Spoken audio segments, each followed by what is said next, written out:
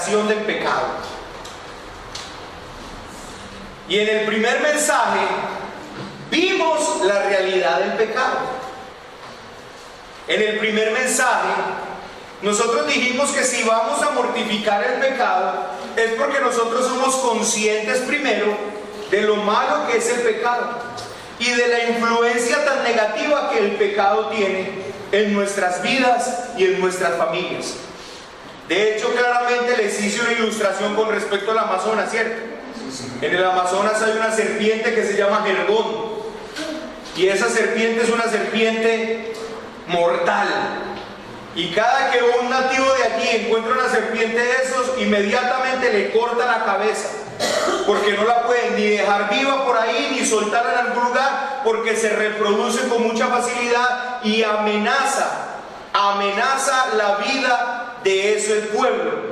Por lo tanto, hermanos, nosotros debemos hacer eso mismo con el pecado. El pecado es un mal mortal que nosotros debemos, inmediatamente lo identificamos, cortarle la cabeza, porque amenaza con la vida espiritual de nosotros y de nuestra familia. Debemos ser conscientes de eso. Si queremos mortificar el pecado, debemos primero ser conscientes de lo extremadamente malo que es el pecado. Posteriormente dijimos que que nosotros deberíamos ver el pecado a la luz de lo que la Biblia, o como la Biblia ve el pecado, y no a la luz como la religión o como la cultura ve el pecado. Y hicimos una claridad al respecto de esto, entendiendo que la religión, específicamente la religión católica, ha puesto los pecados en unas categorías de pecados mortales y pecados veniales. Y si bien nosotros aclaramos que no todos los pecados tienen la misma condenación en el infierno, o sea, unos son más brutalmente condenados que otros en el infierno, todos los pecados son mortales. Todos los pecados son mortales. Y dijimos claramente que todos los pecados eran tan mortales que Cristo murió por cada uno de nuestros pecados, aún por el pecado de omisión más pequeño que nosotros hubiésemos cometido. Pues si Cristo no hubiese muerto, aún por el pecado más pequeño de omisión que nosotros hubiésemos cometido, usted y yo tendríamos que pagar por ese pecado en el infierno. Porque déjenme decirle una cosa, amados hermanos, o el pecado será brutalmente condenado en la cruz de Cristo, o será brutalmente condenado en el infierno, pero ningún pecado quedará sin castigo. Eso es lo que la Biblia enseña. Por lo tanto, nosotros debemos ver el pecado a la luz de cómo la Biblia ve el pecado. Y quisiera recordar, hermanos, que el pecado es horrible no por el pecado en sí, sino que quiero recordarles que el pecado es horrible por la persona a quien ofende el pecado. Porque el pecado es ir en contra de un ser que es santo, santo, santo, cuya limpieza, belleza, hermosura no tiene fin. Por lo tanto, cualquier acto de maldad y de rebeldía con él, por muy pequeño que sea, en realidad es extremadamente horrible. ¿Por qué? No por el pecado como tal, sino por la persona a quien ofende. Esto inmediatamente ya nos muestra y nos enmarca, hermanos, que nosotros debemos ser conscientes de que cualquier pecado, por muy pequeñito que a usted le parezca, por ejemplo, mentiritas piadosas, como dicen por ahí en el mundo, aquellas cosas, hermanos, que para el mundo son normales, pero para nosotros no deberían ser normales. ¿Por qué? Porque nuestro Dios es un ser infinitamente hermoso, maravilloso, glorioso, santo, santo, que habita en luz inaccesible, y cualquier atento contra él o atentado contra él es algo verdaderamente horrible, por pequeño que parezca, no por el pecado en sí, sino por la persona a quien ofende. ¿Estamos, hermanos? Hasta ahí vamos. Y en la segunda parte vimos que solo los que han nacido de nuevo pueden realmente mortificar el pecado. Así que esto es una responsabilidad y una promesa solamente para aquellos en quienes el Espíritu Santo vive o habita. No puede ser una persona que no haya nacido de nuevo, ser una persona que tenga la responsabilidad de mortificar el pecado. Los creyentes verdaderos, quienes definitivamente son libres del poder condenatorio del pecado y de su esclavitud, deben ocuparse a lo largo de sus vidas con la mortificación del pecado que todavía permanece en ellos.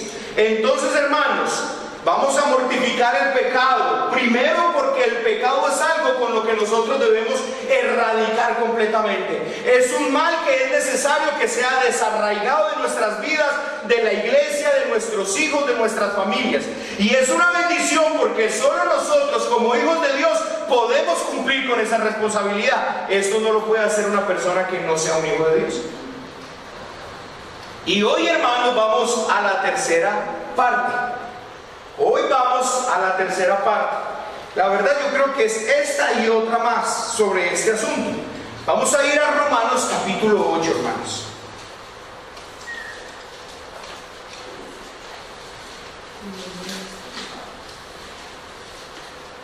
Romanos capítulo 8.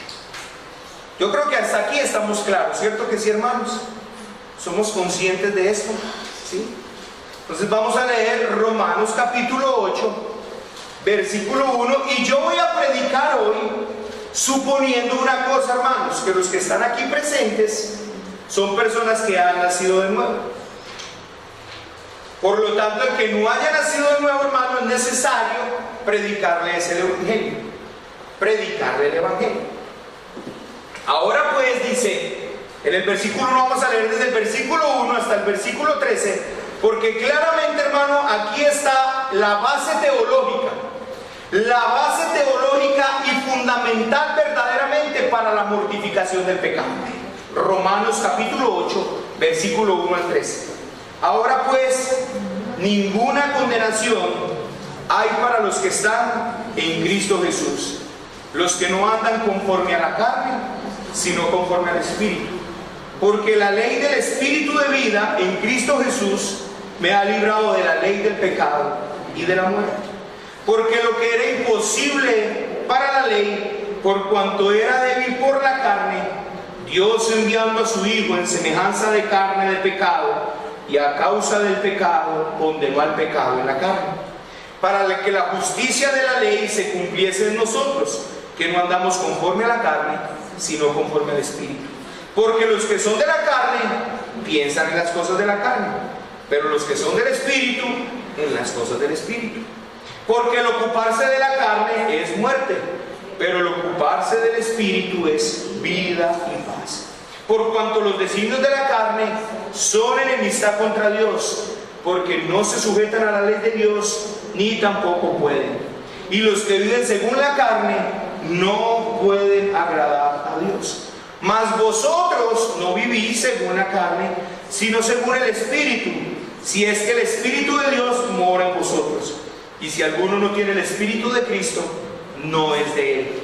Pero si Cristo está en vosotros, el cuerpo en verdad está muerto a causa del pecado, mas el Espíritu vive a causa de la justicia.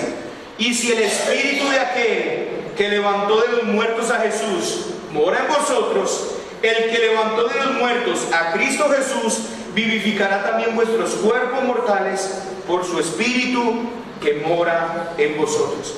Así que, hermanos, deudores somos, no a la carne, para que vivamos conforme a la carne.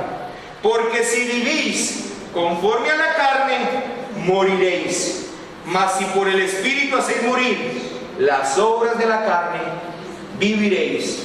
Porque todos los que son guiados por el Espíritu de Dios, estos son hijos de Dios. Esta porción de las Escrituras que acabamos de leer, hermanos, es en realidad el sustento teológico para la mortificación del pecado. Y en esta noche, hermanos, vamos a centrarnos en el versículo número 13. El versículo número 13 dice: porque si vivís conforme a la carne, moriréis. Pero mire que dice: mas si por el Espíritu hacéis morir las obras de la carne, viviréis. Quiero que desentrañemos este versículo en esta noche, y esto nos dará todo el sustento teológico para todo lo que viene de aquí en adelante y para la forma en cómo es que nosotros hemos de mortificar el pecado. Así que hemos hablado de lo siguiente: ¿por qué mortificar el pecado? ¿Quiénes pueden mortificar el pecado? ¿Qué es mortificar el pecado? Hoy lo vamos a hablar. Y posteriormente, ¿cómo mortificar el pecado.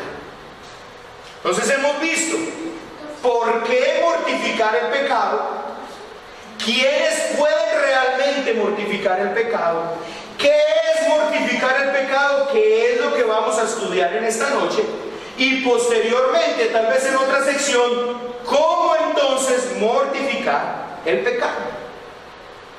Primero, hermanos, el contexto comienza con la palabra. Si leemos la parte de la mortificación, dice sí, mas sí por el Espíritu, mas sí. El texto comienza con la palabra sí.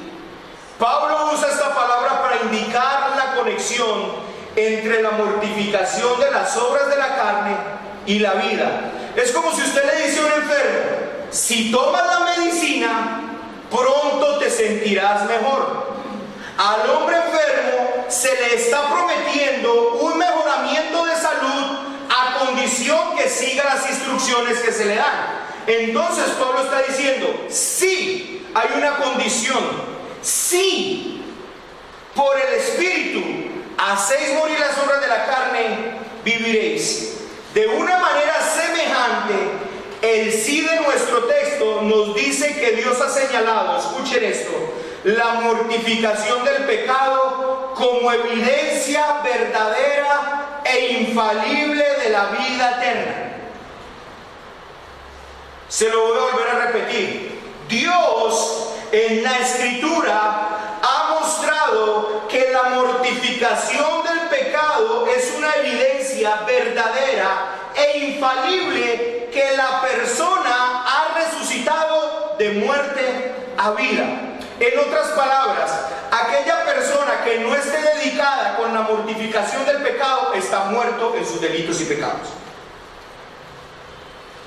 Porque el apóstol está diciendo: sí, por el Espíritu hacéis morir las obras de la carne, viviréis. Existe una relación inquebrantable entre la verdadera mortificación del pecado y la vida eterna. ¿Esto qué quiere decir, hermanos? Volvemos a lo que expliqué hace 8 días. La salvación es un milagro y explicamos por qué era un milagro. Sustentamos bíblicamente porque era un milagro. Y como la salvación es un milagro sobrenatural, donde el Espíritu Santo viene a habitar dentro de esa persona, el Espíritu Santo obligatoriamente lleva a esta persona a que esta persona mortifique el pecado. Por lo tanto, una de las cosas en las que una persona debería poner sobre la balanza, para saber si esta persona verdaderamente ha gozado de un regeneramiento, un nuevo nacimiento, es si esta persona verdaderamente está comprometido con la mortificación del pecado. ¿Me estoy haciendo entender lo que les quiero decir esta noche? O sea, usted debería poner sobre la balanza cómo está tratando usted su vida de pecado. ¿Cómo está viendo usted su vida de pecado? Y dependiendo de esa respuesta, usted podría tener una pista infalible de si usted ha nacido o no ha nacido de nuevo. Hay una conexión inquebrantable entre la mortificación del pecado y la vida eterna. Noten: si mortificáis las obras de la carne, viviréis. Aquí hay una gran motivación que nos debe llevar a cumplir este gran deber. Usted y yo tenemos un deber. ¿Cuál es el deber? De por medio del Espíritu mortificar el pecado. El Espíritu me está moviendo a eso. El Espíritu Santo me está impulsando a esto. Y es una de las labores que tiene el Espíritu Santo en la vida del regenerado: impulsarlo constantemente a que él combata ardientemente contra el pecado. La pregunta que tengo esta noche: hermano, ¿tenéis el Espíritu Santo que los motiva y los mueve todo el tiempo a una lucha a muerte contra el pecado? Esa es una evidencia muy certera de un nuevo nacimiento. La persona que no está preocupada en lo absoluto con la forma en cómo está viviendo y con su pecado, por muy pequeño que sea, hermano, póngase pilas y que se le prendan las antenitas, porque tiene que revisar su vida espiritual. Por eso, hermanos, es que nosotros no problema al predicar de que la salvación es por gracia. ¿Ven? Hay unas personas que desmeritan la predicación por gracia, que porque la predicación por gracia lleva a la persona a relajarse espiritualmente, pero es precisamente todo lo contrario. La salvación por gracia, hay una obligación milagrosa en la vida de la persona que lo motiva a vivir una vida espiritual. De lo contrario, la persona puede dudar seriamente de su salvación. Eso es algo glorioso. Por eso nosotros no tenemos ningún problema, hermano, de exponer las verdades bíblicas. No tenemos ningún problema de exponer la verdad bíblica con respecto a la salvación, porque como es un milagro, nosotros podemos expresar la verdad que está allí, porque el Espíritu Santo es el que milagrosamente obra todas estas bondades del nuevo nacimiento en la nueva vida del regenerado. Por lo tanto, mi deseo es decirle esta noche, una de las labores que hace el Espíritu Santo en la vida de la persona regenerada es que le pone un deseo impresionante de una batalla campal contra el pecado, y esta persona empieza verdaderamente a ver el pecado desde la perspectiva bíblica, y el pecado empieza a ser seriamente un estorbo para él, que quiere quitárselo de encima a como dé lugar. Esa es la obra del Espíritu Santo. Así que esto es una prueba muy certera de un nuevo nacimiento. Es una prueba muy certera de un nuevo nacimiento. Y es precisamente la misma prueba que el apóstol Juan trae en Primera de Juan. Hijitos, no se engañen. El que ha nacido de nuevo no puede practicar el pecado, no vive en pecado, no tiene conexión con el pecado. ¿Por qué? Porque la simiente de Dios está en él y no puede pecar porque ha nacido de Dios. ¿Sí lo están viendo? Es el mismo argumento que utiliza Juan en Primera de Juan.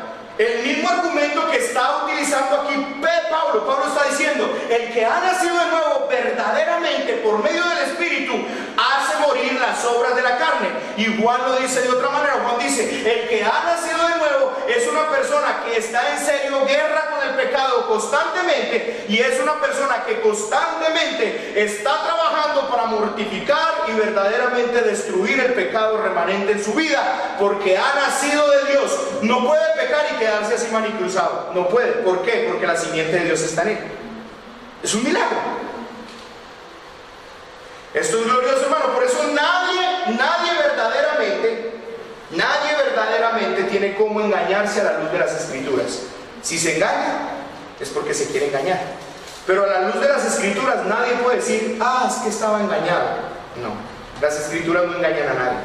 Segundo, si nosotros hiciéramos un análisis gramatical de esta pequeña porción, mas si por el Espíritu hacéis morir las obras de la carne viviréis, nos daremos cuenta que el sujeto es tácito.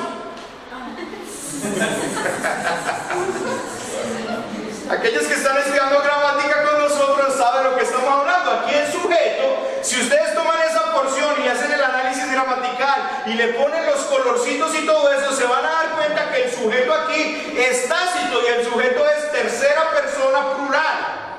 Vosotros. Es como si dijera, mas si vosotros. La gramática sirve, ¿cierto? Mas si vosotros por el Espíritu hacéis morir las obras de la carne, viviréis. Entonces la pregunta es que ese vosotros es un pronombre. Y si es un pronombre, la pregunta es, ¿quiénes son vosotros? Y aquí viene lo que hablamos precisamente hace 8 días. La palabra vosotros nos dice a quienes este deber y promesa tiene aplicación. O sea, vosotros se refiere a los creyentes descritos desde el primer versículo, los que están en Cristo Jesús. Se refiere a aquellos que no están en la carne sino el Espíritu. Se refiere a aquellos en los que mora el Espíritu de Dios. Así que esto nos corrobora lo que dijimos hace 8 días con respecto a quienes verdaderamente pueden cumplir con esta responsabilidad que trae promesa: vosotros los creyentes. Si usted lee, usted puede mirar que ese vosotros claramente, mire lo que dice. Pero si Cristo está en vosotros, ¿quiénes son esos vosotros? Mas vosotros no vivís. ¿Quiénes son vosotros? Si si usted va y mira en el versículo 8, uno dice: ahora pues ninguna condenación hay para los que están en Cristo Jesús. ¿Quiénes son vosotros? Vosotros los que estáis en Cristo Jesús, vosotros los creyentes. Entonces podemos decir de esta manera este versículo: porque si vivís conforme a la carne moriréis, mas si vosotros los creyentes por el Espíritu hacéis morir las obras de la carne, viviréis. Tercero, la palabra mas si por el Espíritu, la frase o la palabra por el Espíritu se refiere a la causa principal o el medio para llevar a cabo este deber. Aquí está nuestro fundamento teológico profundo. El Espíritu se refiere a la causa principal o el medio para llevar a cabo este deber. Es el Espíritu mencionado aquí, el mismo del versículo 11. Mire lo que dice: y si el Espíritu de aquel que levantó de los muertos a Jesús mora en vosotros, ese es el Espíritu Santo, el que mora en vosotros. Miren el versículo 9: mas vosotros no vivís según la carne, sino según el Espíritu, si es que el Espíritu de Dios mora en vosotros. Miren lo que está haciendo aquí el apóstol Pablo. El apóstol Pablo está siendo contundente, completamente radical, y no está dejando puntos intermedios. No hay posibilidad de puntos intermedios. O sea, él está diciendo: todo aquel en quien mora el Espíritu ya no tiene condenación, y todo aquel en quien mora el Espíritu no hay condenación, y el Espíritu lo ha resucitado entre los muertos, y el Espíritu lo lleva para que por medio del Espíritu trabaje poderosamente en el pecado que aún le queda remanente en su vida. No hay punto intermedio. Por eso él dice: mas vosotros no vivís según la carne, sino según el Espíritu. Y por eso dice otra vez una condición: si es que el Espíritu de Dios mora en vosotros. Y después dice en el versículo ahí siguiente: y si alguno no tiene el Espíritu de Cristo, no es de él. ¿Ven que no hay puntos intermedios? ¿Ven que no hay posibilidad de decir no? Es que es una, miren que no hay posibilidad para decir esto. Es una persona que ha nacido de nuevo, pero todavía no es consciente de que debe batallar con el pecado. ¿Ven que no? No hay posibilidad.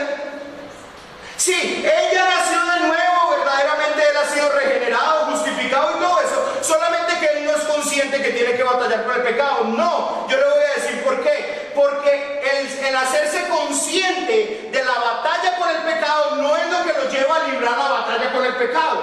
La batalla con el pecado la lleva el Espíritu Santo que vive dentro de él, no el ser consciente de que tiene que hacerlo. O sea, es algo natural. El Espíritu Santo entra de él y lo primero que le empieza es a poner una inquietud con respecto al pecado. Lo empieza el mismo Espíritu lo despierta a esa realidad del pecado. Si la persona no es consciente de esa realidad del pecado, es porque el Espíritu Santo no habita en él. Y si no habita en él, es que no es de él. ¿Me estoy haciendo entender?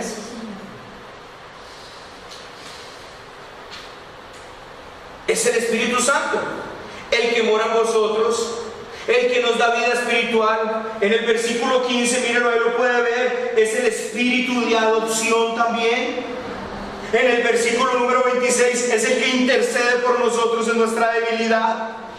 Mire, si usted lee todo Romanos capítulo 8, usted podrá comprender claramente, querido hermano, ¿qué significa ese versículo 8, capítulo 8, versículo 26? Quiero que lo lea conmigo un momento. Mira lo que dice. Y de igual manera, el verso 26, mire lo que dice. Y de igual manera, el Espíritu nos ayuda en nuestra debilidad, pues como hemos de pedir como conviene, no lo sabemos, pero el mismo Espíritu intercede por nosotros con gemidos indecibles. ¿Qué quiere decir este versículo? ¿Qué es lo que verdaderamente este versículo está enseñando? Yo le voy a decir qué es lo que usualmente se ha dicho sobre este versículo: que cuando usted va a orar, usted no sabe por qué pedir. Entonces que el Espíritu viene y lo guía para que usted sepa qué pedir. Pero eso no es lo que el versículo está enseñando. Lo que este versículo está enseñando no es que cuando usted está orando, Él viene e intercede por usted para que usted sepa si va a orar por su mamá, por su tío, por su tía, por su abuela. Esto no es lo que este versículo está diciendo. Si usted lee todo el contexto, lo que este versículo está diciendo es que el Espíritu Santo conoce verdaderamente dentro de usted cuáles son las luchas con las que usted tiene verdaderamente con el pecado, y Él está intercediendo por usted para hacerlo consciente verdaderamente de esa lucha, para que usted pueda batallar con todas las fuerzas del Espíritu Santo contra ese pecado que le está asediando.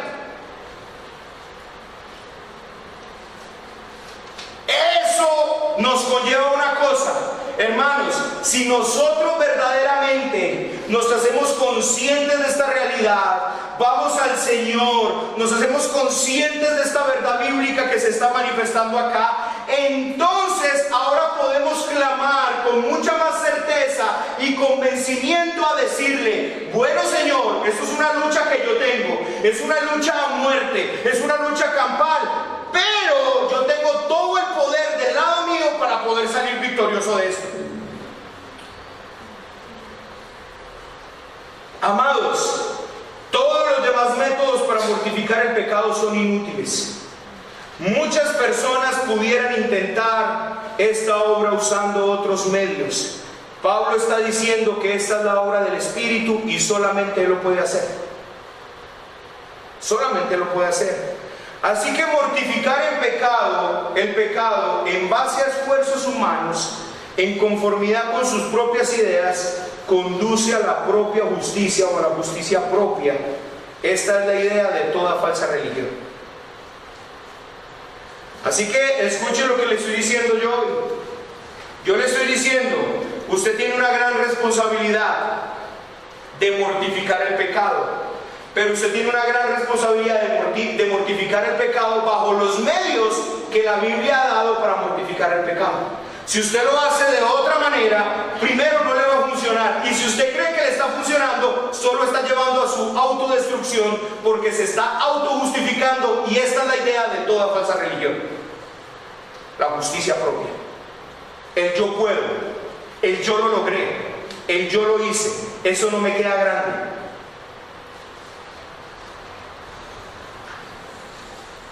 Cuarto, mortificar las obras de la carne. En este pasaje, mire lo que dice: mas si por el Espíritu hacéis morir las obras de la carne, o sea, hacer morir las obras de la carne, ese es el deber que nosotros debemos cumplir, y por tanto nosotros deberíamos responder 3 preguntas. ¿Cuáles son estas preguntas? Primera, ¿cuál es el significado real de carne? ¿Qué significa carne? Si voy a mortificar la carne, tengo que saber qué es la carne. Sí. La carne es la misma expresión usada frecuentemente en este capítulo. Por ejemplo, miren lo que dice: ahora pues ninguna condenación hay para los que están en Cristo Jesús, los que no andan conforme a la carne. Porque la ley del Espíritu de vida, porque lo que era imposible para la ley por cuanto era débil por la carne. Porque para que la justicia de la ley se cumpliese en nosotros que no andamos conforme a la carne. Es la misma palabra que Pablo está utilizando prácticamente en todo este contexto. Y esa es esa tendencia que es la carne. Es esa tendencia que tiene la persona a orar fuera de los parámetros de Dios. Es esa disposición que tiene toda persona al pecado aún. Si bien no es estrictamente el cuerpo físico como tal, aunque hay pasajes en la Biblia que usa la palabra carne para referirse al cuerpo, aquí es más usado en el sentido del deseo del cuerpo a pecar y no del cuerpo en sí. El cuerpo es el instrumento que el pecado usa para expresarse a sí mismo. Así que la palabra carne es usada para expresar los residuos de la vieja naturaleza o lo que se ha llamado en teología reformada el pecado remanente. Es por esta razón que podemos mortificar el pecado, porque no es una lucha contra una naturaleza. ¿Sí ven? Esto es importante aquí. Un personaje llamado Neil Anderson dijo que la lucha de todo cristiano es la lucha de dos naturalezas: la naturaleza vieja contra la nueva naturaleza, que se enfrentan una a la otra por combatir por la vida espiritual de la persona, y que gana aquella quien más esté alimentada. Pero él lo planteó como la lucha de dos naturalezas, a lo cual, bajo lo que uno ve en la Biblia, no es posible que eso sea así, pues no hay dos naturalezas. Hay una naturaleza que ya murió y hay una nueva naturaleza que se le ha dado al creyente. En otras palabras, lo que quiero decirle es: hermano, o usted y yo somos buenos o usted y yo somos malos, pero no podemos ser las dos cosas. O usted y yo somos de los buenos o usted y yo somos de los depravados, pero las dos cosas no podemos ser. O sea, usted y yo somos de los que tienen una nueva naturaleza creada a imagen de Dios, que se va renovando cada día para que se parezca cada vez más a aquel quien lo engendró. O usted y yo tenemos la vieja naturaleza que todavía está corrompida y muerto en sus delitos y pecados. ¿Qué tenemos entonces? Pero no hay posibilidad para los dos unidos. No hay posibilidad para que usted sea una persona que ha sido regenerado por el Señor, creado a imagen de Dios, que se va renovando cada día, pero también que tiene la vieja naturaleza todavía ahí en su vida. Eso no hay posibilidad para eso. La pregunta es: ¿cómo solucionamos en realidad este conflicto que nosotros vemos, en que somos nuevas criaturas, pero todavía hay un pecado remanente? No es una lucha contra una naturaleza. Si fuera una lucha contra la naturaleza, déjeme decirle una cosa: la persona que está en sus delitos y pecados podría combatir contra esa naturaleza y podría salir de esa naturaleza. Pero se acuerda que cuando nosotros hablamos de la depravación total, nosotros usualmente ponemos el ejemplo de un león con una paloma. ¿Se acuerdan? ¿Y qué decimos? ¿Qué come el león?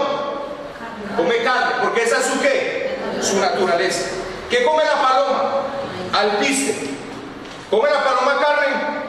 ¿Come el león alpiste? ¿Qué tengo que hacer para que la paloma coma carne, o para que el león, o mejor dicho, qué tengo que hacer para que el león coma alpiste? Tengo que palomizarlo, tengo que cambiarle la naturaleza. La pregunta es: si yo le cambio la naturaleza al león y lo vuelvo paloma, ¿él sigue siendo león o ya es paloma?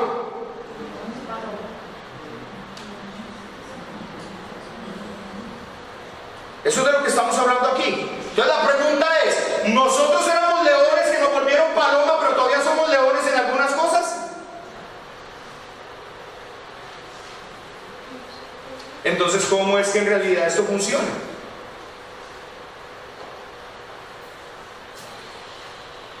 No es una lucha contra una naturaleza. No es una lucha contra una naturaleza. Si fuera una lucha contra una naturaleza, jamás podríamos combatir contra ella. Por esta razón podemos mortificar el pecado, porque no es una lucha contra una naturaleza, sino con la mugre que dejó esa vieja naturaleza en los miembros de mi cuerpo, luego que fue despojada y cambiada por una nueva naturaleza. Esa es la razón que nosotros estamos luchando, no para cambiar la vieja naturaleza o cambiar de naturaleza, porque eso lo hizo el poder del Espíritu cuando nos resucitó de los muertos en Cristo Jesús. Batallamos contra los residuos que dejó esa vieja naturaleza. En otras palabras, déjenme decirle una cosa, hermanos. Pensémoslo de la siguiente manera para tratar de aclarar un poco más en nuestro cerebro.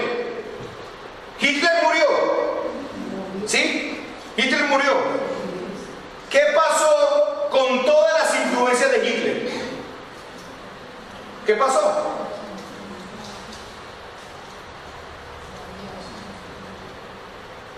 ¿Continuaron o no? ¿Continuaron o no? ¿Se murieron con Hitler? No. Marx, el capitalismo, murió Marx. ¿Todas sus ideas se fueron con él? ¿Toda la influencia negativa que este hombre creó se fue con él? De hecho, el domingo pasado o el domingo antepasado nefasta su influencia en el mundo cristiano. ¿Lo recuerdan? Pregunta, ¿murió? Sí. ¿Murió su influencia? No. ¿Murió su naturaleza vieja? Sí. ¿Su influencia?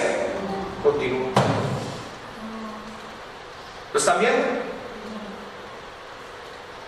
Hay una influencia que la vieja naturaleza efectúa en su cuerpo, en los miembros de su cuerpo, y esa influencia es una influencia que aún permanece, y esa influencia negativa es de la que usted se tiene que deshacer por medio del Espíritu de Dios.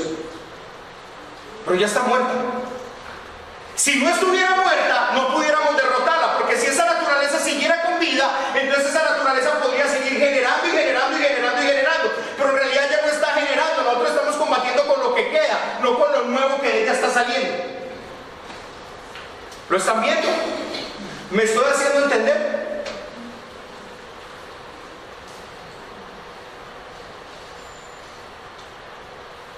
Ese es el punto. El punto es, de hecho, volví, estoy hablando un poquito con el pastor Sergio. El día de hoy le pedí una llamada para hablar sobre este asunto y volvió y me dijo la aclaración. Yo tengo un ejemplo y yo se los he dado a ustedes. No es un perro negro y un perro blanco. Es un perro blanco que aún le quedan manchas negras, que tiene que deshacerse de ellas. Pero el perro negro no existe. Está la influencia que había causado. Están aquellas cosas que usted vivió toda su vida, que aún a su carne le gustan, que aún al deseo que usted tiene interno todavía se deleita y le gusta ese tipo de cosas, con las cuales usted debe combatir. ¿Y por qué quedó? Porque aún quedó esa influencia en los miembros de su cuerpo. Ahora, ¿cuál es el significado de la frase las obras? Obras de la carne. Primero, ¿qué es carne? Les explico qué es carne. ¿Qué es carne? Es esa tendencia, ese deseo a pecar, es ese pecado remanente, es esa influencia negativa que nos dejó nuestro viejo hombre. Pero mire lo que dice, como para que aclaremos esto, mire lo que dice Romanos capítulo 6, versículo 6. Mire lo que dice, para que entendamos que verdaderamente esto sucedió y que tenemos que ser conscientes de que esto sucedió, que nosotros no estamos batallando con el viejo hombre ni estamos luchando con un viejo hombre, con una vieja naturaleza, porque dice sabiendo esto, sabiendo que nuestro viejo hombre fue crucificado juntamente con él, para que el cuerpo del pecado sea destruido, a fin de que no sirvamos más al pecado. ¿Qué pasó con la vieja naturaleza? ¿Qué pasó? Fue crucificada. ¿Qué queda de esa vieja naturaleza? ¿Por qué puede ser destruido? Mire lo que dice, a fin de que no sirvamos más al pecado. ¿Por qué usted y yo verdaderamente no tenemos necesidad de servir más al pecado? ¿Por qué? Porque esa vieja naturaleza ya fue crucificada. Si esa vieja naturaleza estuviera vivita y coleando aún, hermano, usted y yo no tendríamos posibilidad de batallar con el pecado. No tendríamos oportunidad. Pero debido a que ya fue crucificada, ahora usted y yo, hermanos, estamos batallando con aquellas cosas, con aquella influencia, todo lo que esa vieja naturaleza influenció sobre nosotros en toda la cantidad de años. ¿Cómo los puedo demostrar de una manera mucho más certera y verdadera, hermanos? Miren sus hijos. Miren sus hijos. Algunos de sus hijos ya han nacido de nuevo. Yo tengo una certeza de que Sara ha nacido de nuevo. ¿Por qué? Por lo que veo en ella, por lo que veo en ella en la casa, por lo que veo en ella cuando sale, por lo que veo en ella, por todo lo que es ella como tal. Yo digo, ella ha experimentado un nuevo nacimiento. La pregunta es, ¿batalla ella con lo mismo que yo batallo? No. Las batallas que tiene Sara son unas batallas muy diferentes a las que yo tengo. Son batallas contra el pecado. Sí, son batallas. ¿Por qué? Porque cualquier pecado. Pero la verdad, hermanos, si yo me pusiera a decirle hoy, si yo llevara la vida de Sara a los psicólogos o a aquellos que hablan de pecado, le van a decir, pero ¿de qué pecado me está hablando? ¿Pero qué pecado puede cometer esa niña? ¿En serio sí, en serio, pero esa niña es un angelito.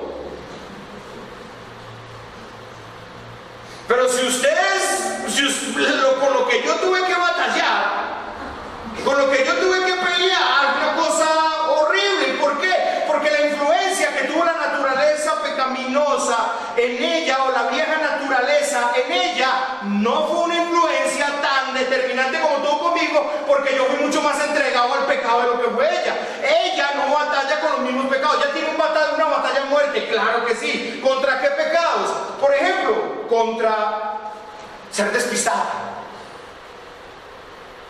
Usted podría decir, ¿cómo así? Sí, porque el ser despistada la lleva a ser irresponsable.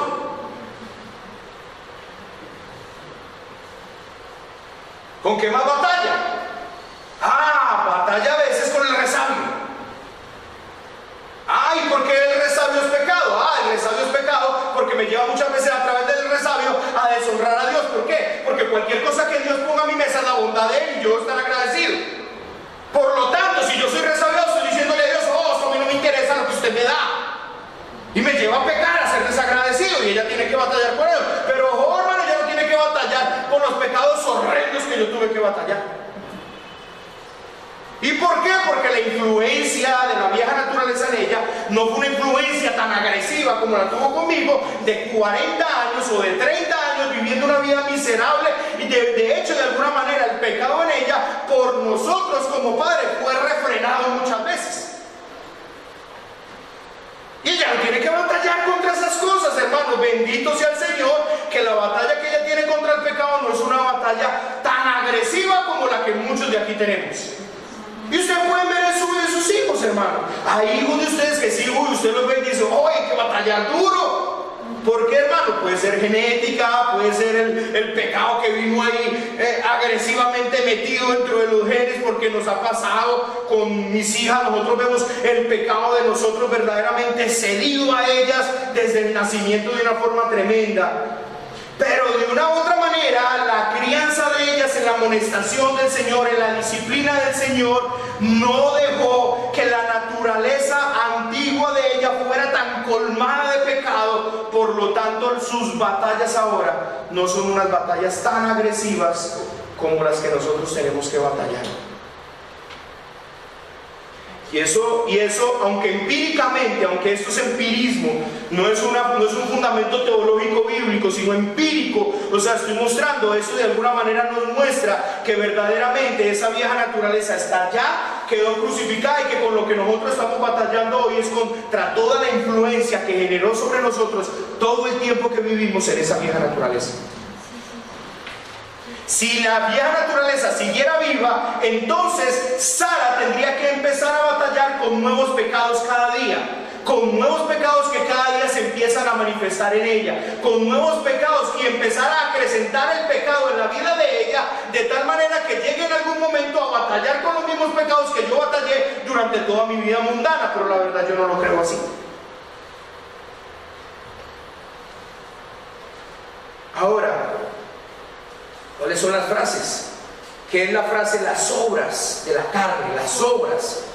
Esto se refiere a los actos pecaminosos que la carne produce. Entonces, la carne es esa influencia que yo tengo y hace esas obras y se convierten en actos pecaminosos. Y si usted los quiere ver bien, Gálatas capítulo 5, versículo 19 al 21 nos da un buen listado sobre lo que estas obras de la carne son. Pero en Romanos 8, aquí donde nosotros estamos leyendo, en Romanos 8, o lo que leímos de Romanos 8, el apóstol no está centrado en el fruto, sino en la causa. O sea, el deseo que por medio del Espíritu se destruya el deseo pecaminoso, o el deseo que tenemos, incluso el control que puede llegar a tener sobre nuestras vidas, esa influencia que en últimas es el que produce tales obras y necesita por tanto ser tratado radicalmente. O sea, lo que quiero decir con esto es que no estamos atacando el fruto.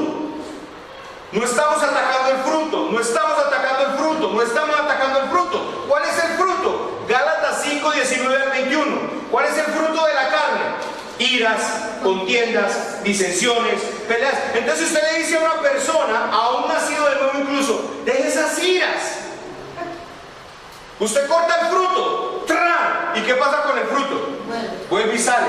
¿Por qué? Porque usted necesita cortar la raíz. ¿Cuál es la raíz? La influencia negativa que ha dejado la vieja naturaleza, o sea, la carne, que es la que tiene que ser derrotada por medio del Espíritu. ¿Qué? ¿Qué es lo que tiene que ser derrotado por medio del Espíritu? Los deseos a obrar independiente de Dios, los deseos pecaminosos, los deseos de hacer aquellas cosas que deshonran a Dios.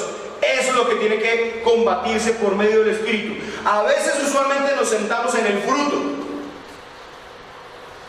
pero si nosotros cortamos el fruto vuelve a salir.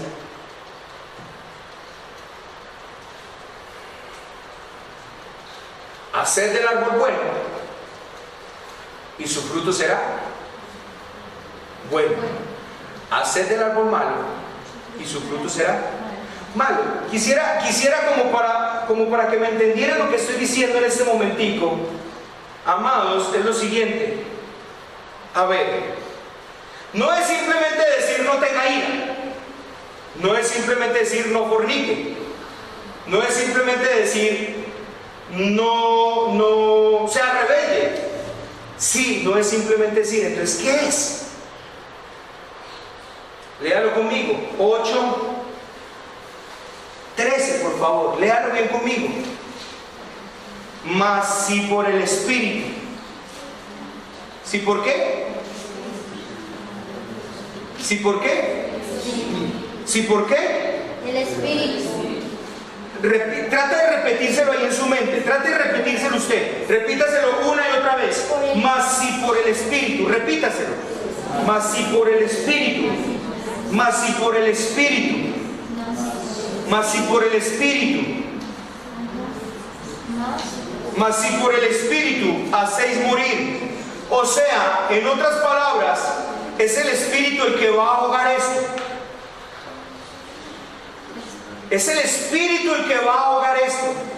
Es el Espíritu el que va a matar esto. Es el Espíritu el que va a destruir esto.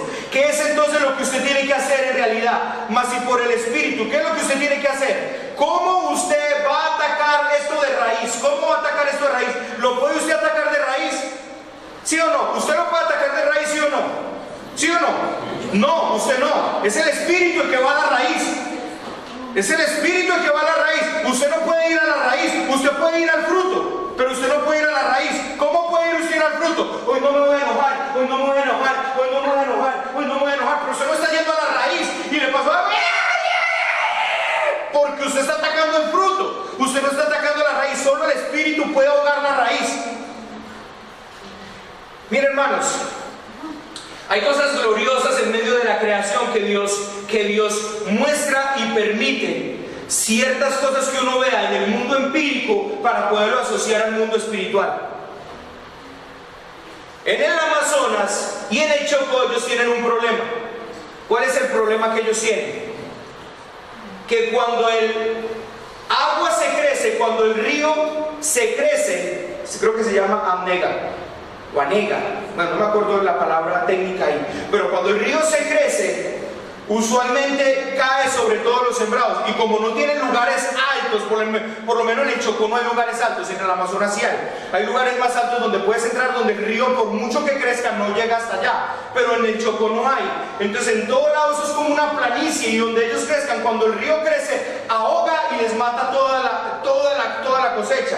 Y una de las cosas que pasa es con el plátano. El plátano, si usted quiere ver al plátano muerto, coja el cepo donde está el plátano y échele agua y el plátano se muere, se ahoga. Déjeme espiritualizo. Voy a alegorizar un poco. El Espíritu Santo es símbolo del agua, o el agua es símbolo del Espíritu Santo. Coja el agua y póngala sobre esa fuente que está causando el pecado y lo va a ahogar. Lo va a ahogar y no va a dejar que produzca más fruto. Estoy espiritualizando, estoy alegorizando. Por favor, para que no me vayan a decir, uy, ¿cómo tuerce la escritura? No, simplemente les estoy diciendo, hermanos, cojan el Espíritu Santo, cojan una vida en el Espíritu y pongan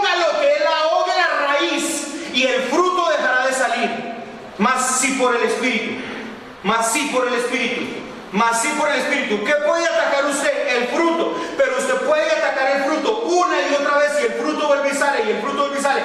¿Y cómo ataca usted el fruto? Usted lo ataca siempre por sus propios medios. Se levanta y dice, mira que salga este fruto y lo corto. Me callo, lo pongo, no puedo más.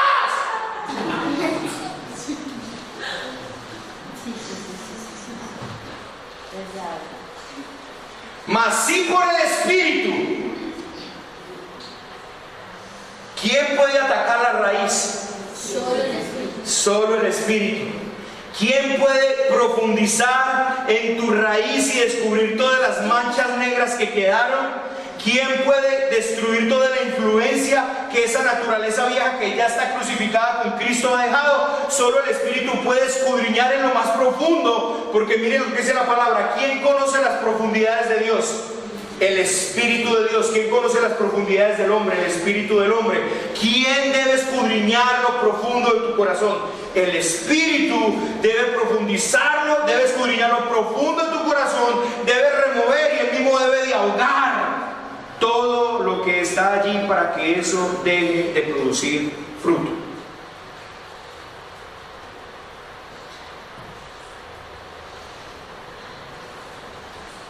El mismo apóstol nos da un resumen de cuáles son algunas de estas obras, pero en Romanos 8 el apóstol no quiere atacar estas obras, quiere atacar la raíz de esas obras. Por eso es que el apóstol en Gálatas capítulo 5, el mismo apóstol, versículo 16, da la instrucción nuevamente como en Romanos 8. Digo pues, andad en el Espíritu, y como resultado, no satisfagáis los deseos de la naturaleza pecaminosa. ¿Cuáles son los qué? ¿Deseos de qué? Deseos de la carne. ¿Qué es lo que nosotros nos debemos de satisfacer? Los deseos de la carne. ¿Quién puede acabar con esa satisfacción? El Espíritu. Entonces, ¿cómo sabe usted que verdaderamente el Espíritu está obrando? Porque usted empieza a ver un cambio radical desde lo profundo. Usted ya no está luchando contra esa imposibilidad. Usted no está diciendo así, ahí viene, me voy a callar, no. Y revienta, pero lo ve. No. Usted lo ve llegar y usted siente una paz impresionante. Usted dice, ¿qué pasó aquí? ¿Cómo es que lo puedo ver y puedo sentir amor por él? ¿Cómo es que puedo servirle y le puedo servir con tanto gozo? ¿Cómo es trabajar en el fruto? No, merece. Él viene, tengo que servir, no se lo merece, pero no, yo tengo que glorificarte, Señor, y tengo que hacerlo y tal cosa. Pero como usted está trabajando en su fuerza, en las obras, en tratando de que el fruto no se manifieste, entonces de alguna manera, ¡pum!, y hace sonar la cucharita para que sepa que de todas maneras usted no está tan contenta. Pero cuando el Espíritu transforma, eso no está. Cuando el Espíritu transforma, usted sirve, ¡ay, qué gozo que tengo al servir! Medio le sonó la cucharita, esposo, no, yo estoy bien, tranquilo. Ese es el poder del Espíritu. Ese es el poder del Espíritu.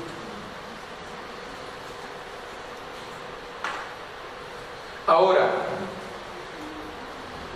yo sé que debe de estar pensando, entonces no me tengo que esforzar por hacer lo bueno.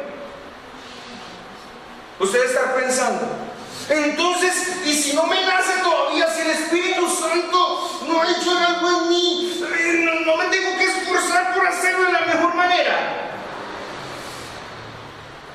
Hermano, hágalo, siendo consciente que eso que usted está manifestando le muestra la necesidad de ser transformado internamente. ¿Me estoy haciendo entender? Que eso que usted está manifestando ahí, no quiero hacerlo, pero sé lo que tengo que hacer, y que usted lo hace con esa fuerza tan tremenda, hágalo, pero entienda que eso que está pasando le está demostrando la necesidad que tiene el Espíritu Santo para que haga una obra interna.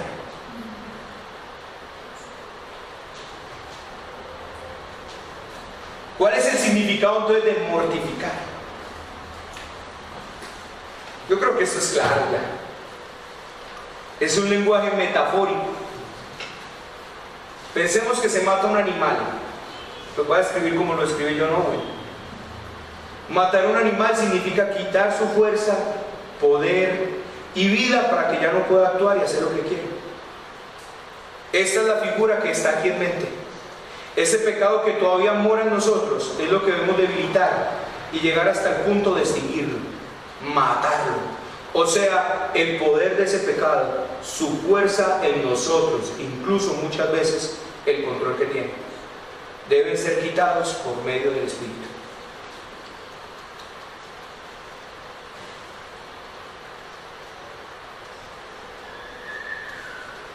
Quiero decirles una cosa. En realidad, espero que con esto no se vayan a confundir y se vayan toda la noche. ¿Y cómo así? No, quiero que entiendan claramente lo que les voy a decir.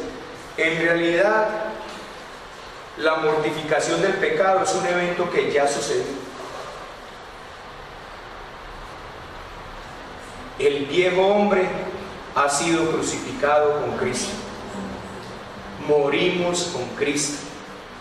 Esto ocurrió cuando nacimos de nuevo. Pero cada creyente queda con vestigios que quieren continuamente expresarse. Es el deber de cada creyente hacer morir esos vestigios.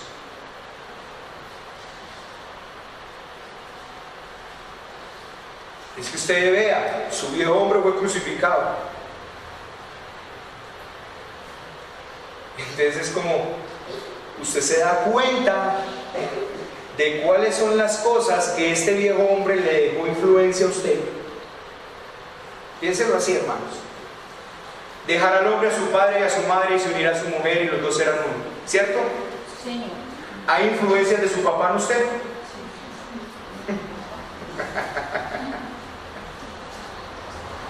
¿Pero qué dice la Biblia? Dejar al hombre a su padre y a su madre y se unirá a su mujer. ¿Qué tiene que hacer? ¿Qué tiene que hacer? Dejarlos. Viene al hogar, empieza un nuevo hogar. Pero a que le digo que muchas de las cosas que usted hace en su hogar, que son pecaminosas, vienen como vestidos de lo que su padre le enseñó, ¿sí o no? ¿Su papá está? No. ¿El de algunos incluso murió? Ya no está. ¿Esta es su influencia? Sí. ¿Qué tiene que hacer usted? Oh, padre, me deshago de tu influencia, no me sirve para nada. Estoy siendo empírico, pero estoy tratando de aclarar el asunto. ¿Me estoy haciendo entender? Cuando yo me casé, yo tuve una gran influencia de mi madre. No, más de mi madre. Tuve una gran influencia de mi madre, claro, obviamente de mi padre también, pero tuve una gran influencia. ¿Yo qué debía haber hecho? Dejar a mi madre, haber unido a mi esposa, haber ido a la escritura, haber empezado, pero muchas de las cosas que aprendí de mi madre, su influencia negativa sobre mí, aún pesaba estando en el matrimonio. Y pesaba de tal manera que yo quería ver en mi esposa a mi madre. ¿Pero qué debo de hacer entonces cuando digo, oh mamá, tu influencia negativa tiene que aparecer? Oh, naturaleza pecaminosa, tú estás muerta. Tu vieja naturaleza está muerta, fue crucificada con Cristo. No necesito ninguna influencia de lo que ella me haya dejado. ¿Qué tengo que hacer? Por medio del Espíritu, despojarme de eso. No nos sirve. No nos sirve. La influencia que necesitamos ahora es la del Espíritu. Amén. La de la nueva creación. Necesitamos ser influenciados por eso. Necesitamos ser transformados por eso, llevados de gloria en gloria por eso. Y cuando aparezca algo de esa vieja naturaleza, lo que tenemos que hacer es, por medio del Espíritu, echarla a un lado.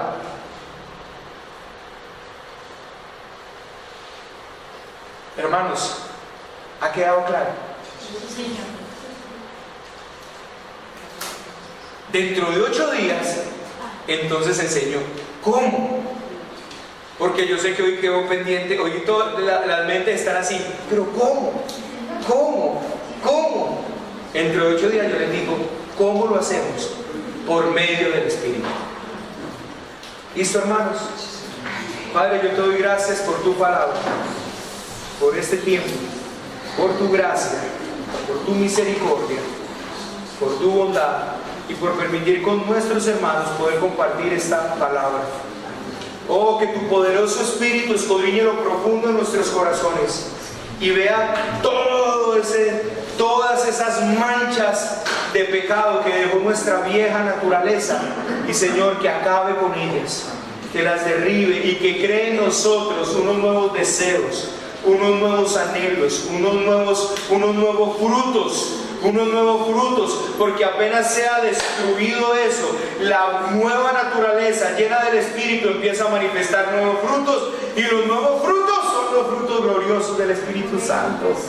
Aquí hay una clave muy poderosa para nosotros, Señor: el amor, el gozo, la paz, la amabilidad, la bondad, la humildad, la fidelidad, el dominio propio. Que sean los frutos que se manifiesten, porque ya no vivimos conforme a la carne, sino conforme al Espíritu. Gracias, Señor. Amén y amén.